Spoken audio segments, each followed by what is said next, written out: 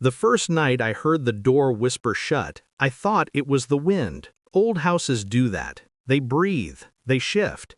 But this house wasn't old, and the wind didn't wear perfume. Every night at 2:14 a.m., she moved. Soft footsteps down the hall, a pause outside my son's room, a click. Silence. My wife's sister, living under my roof, eating my food, offering her angelic smiles like charity. "Just until I get on my feet," she'd said. 6 months ago. My son is 21, exhausted from exams and working late shifts to earn his place, as his aunt often reminded him. I lay awake, listening. A door opening again, a whisper, a quiet, hurried shuffle of drawers?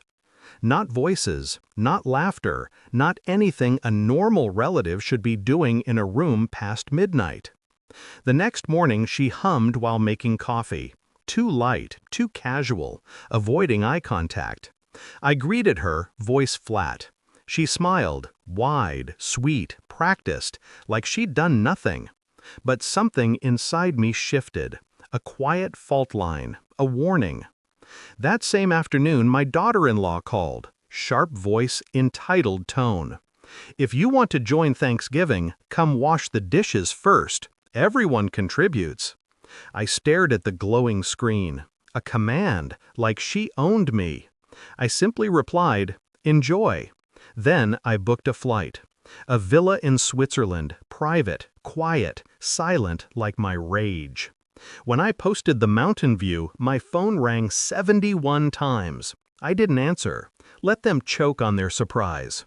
But travel wasn't escape. No, it was distance to think. Something was wrong in my house, and I intended to peel it open, one quiet truth at a time. It started subtle.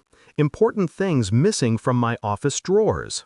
My wife's jewelry not where she left it. Bank statements moved. But everyone smiled at breakfast. Everyone behaved. Except her.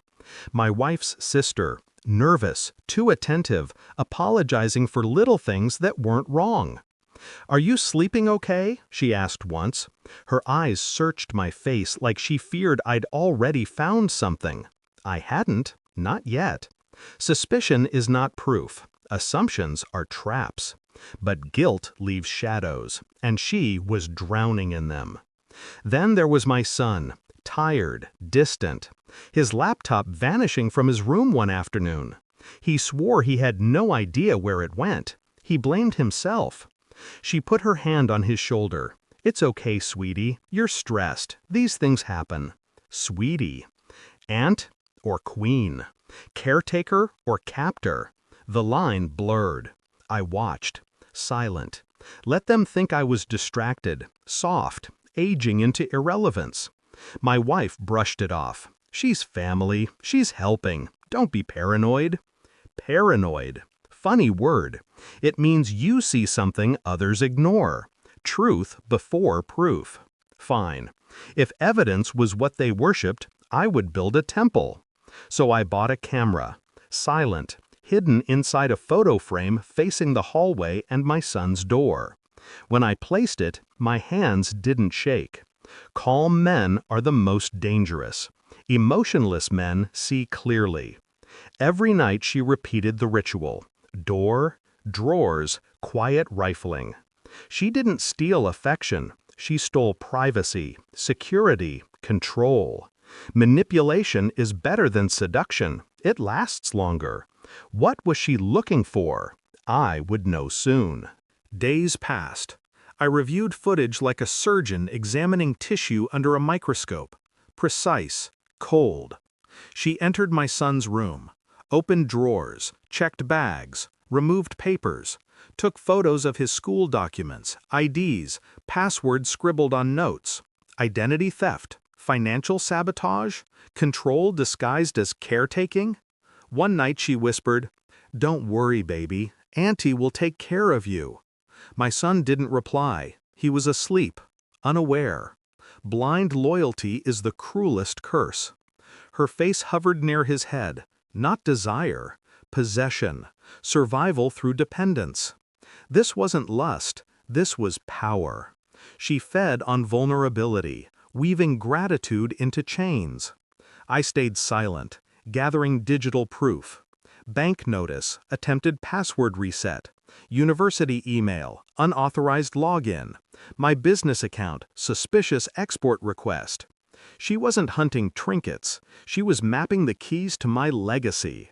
To replace me, to own what she didn't build. And then the daughter-in-law, the sudden kindness when she saw my Switzerland post. "Dad, we miss you. When are you coming back? We could do a family trip." Family. Such a fragile word. Such a convenient costume. I let them speak. Let them perform their newfound love. I already knew the truth. Affection is seasonal when greed is permanent. I booked my return flight. A storm in a tailored suit. Home was quiet when I arrived. False peace. Stale air from unspoken secrets. She greeted me first. Nervous smile. Eyes flicking to my luggage like she feared what I brought back. Good trip? It was clarifying. I placed a folder on the table. Screenshots, camera stills, logs of her access attempts. I said nothing. Silence is sharper than accusation. She flipped a page, her face drained. Color evaporated, leaving ghost-pale panic. "You misunderstood." Always that line. The anthem of the guilty. I didn't respond, just watched. Her voice cracked. "I was protecting him, your son. He needs help. I was guiding him." I slid my phone across. Footage of her whispering over his sleeping form. Her cold fingers rifling through his privacy. Not guidance, possession. She broke. Tears, apologies, trembling hands, noise. I stayed still. Ice doesn't melt for begging. I spoke only once. "You will pack. You will leave today. You will never speak to my son again." Her sobbing sharpened. Panic turned to desperation. "I have nowhere to go. Please." "You had 6 months to find somewhere." I printed a taxi booking, placed it beside her. Control.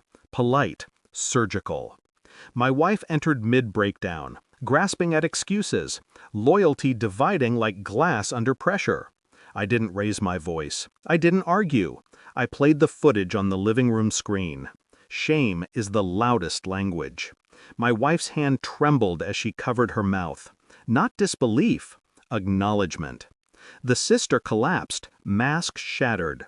Her empire of favors, pity, and subtle manipulation dead in a single quiet moment. I walked away. The door shut behind me like a judge's gavel. Later, I stood in my study, calm, restored. My son slept peacefully upstairs. His passwords changed, his independence returning. The house felt lighter, clean air after a long sickness. My phone buzzed, daughter-in-law again, probably warmth carved from greed. I turned it face down. Silence tastes better than false affection. Revenge isn't fury, it's clarity. People don't betray you suddenly. They reveal themselves, slowly, like rot under paint. I didn't crush her with rage. I crushed her with truth. And truth is the only blade that never dulls. I am not colder now, just awake. And there is no kindness in awakening, only freedom.